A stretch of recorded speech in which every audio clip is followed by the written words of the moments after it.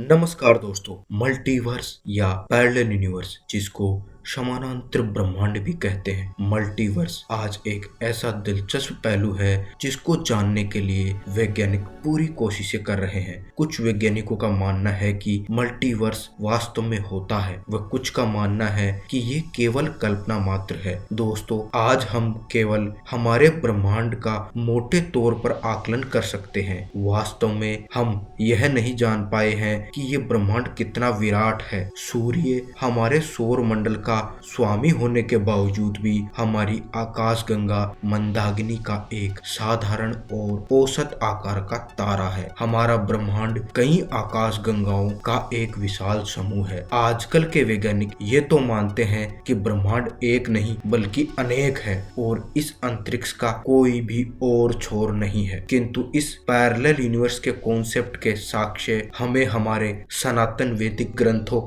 में भी मिलते हैं। तो चलिए दोस्तों, देखते हैं हमारे ग्रंथों में इसके बारे में क्या बताया गया है। श्रीमद् भागवत पुराण में एक वाक्य आता है, एक बार ब्रह्मा जी को ये भ्रम हो जाता है कि क्या वास्तव में श्री कृष्ण सर्वशक्तिमान भगवान है या फिर उन्हीं के द्वारा बनाया गया एक जीव। इस बात का पता लगाने के लिए ब्रह्मा जी पृथ्वी लोक पर आते हैं। उस समय भगवान श्री कृष्ण अपने मित्रों के साथ वन में गायें व बछड़ों को चराने की लीला कर रहे थे। तब ब्रह्मा जी ने अपने योग बल से सभी गायों, बछड़ों व भगवान के मित्रों को छुपाकर कुछ क्षण के लिए ब्रह्मलोक ले जाते हैं। वह उनको चिर निद्रा में सुला देते हैं। भगवान श्री कृष्ण सर्वशक्तिमान ईश्वर होने के कारण ब्रह्मा जी की इस योग माया को पहचान जाते हैं। वह स्वयं का विस्तार करके सभी गाय, बछड़े व मित्र बना लेते हैं ताकि गांव में किसी को पता न चले कि उनके मवेशी व बच्चे वास्तव में गायब है। जब तक ब्रह्मा जी के कुछ क्षण बीतते हैं,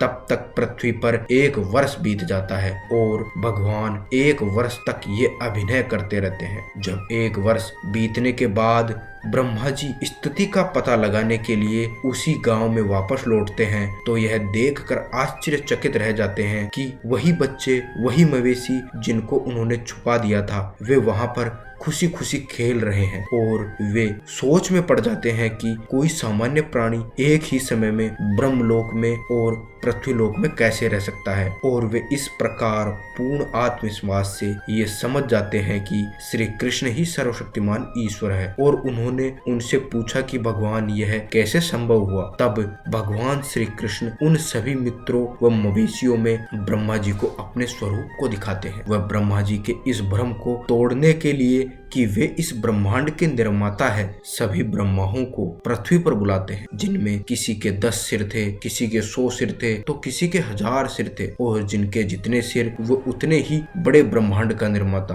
और वे सभी सर्वशक्तिमान भगवान श्री कृष्ण की उपासना कर रहे थे। तब भगवान श्री कृष्ण ने विनम्रता पूर्वक ब्रह्मा जी से कहा कि वह केवल इस ब्रह्मांड के निर्माता है, किंतु ऐसे ही अनंत कोटि ब्रह्मांड है जिनके प्रत्येक का अपना निर्माता यानी अपना एक ब्रह्मा है। दोस्तों, इसके अलावा वायु पुराण, रामायण व भगवत गीता में भी हमें multiple cosmic creation and destruction की बातें मिलती है, जिनको हम आगे के वीडियोज में आप तक पहुंचाने की कोशिश करेंगे। हमारे साथ जुड़े रहने के लिए धन्यवाद।